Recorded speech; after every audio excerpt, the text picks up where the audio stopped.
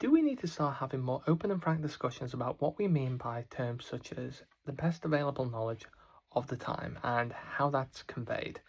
Now, whether that's advice that you've been given or lessons that you've been taught, how does that personally make you feel?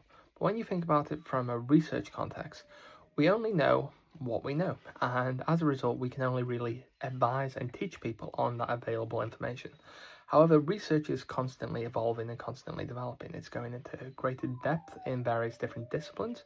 It's exploring different new topic areas, which then eventually become new subdisciplines.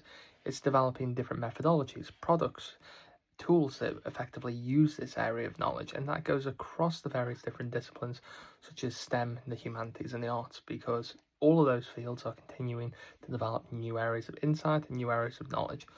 But how do we communicate this? Typically, the problem when you think about this from an education point of view is that's updating syllabuses. And when you have the facts that are available, whether that's in subjects such as science or in subjects such as history, they have to be really deeply thought out in terms of the idea has had to be challenged, and then we have to think of what the new fact that we want to convey is.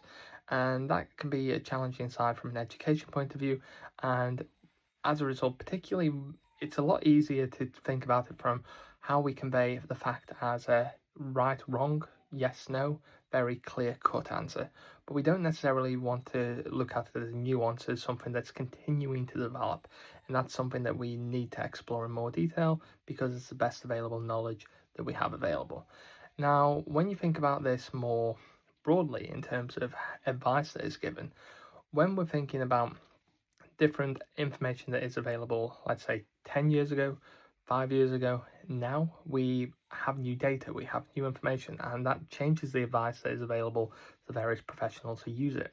Take new insights that we've gained, what we now know about how different chemicals and compounds damage the environment, and as a result, what we're trying to reduce in those areas.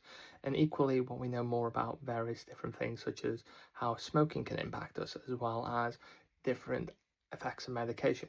All of that is very valuable in terms of if it's communicated in the right way.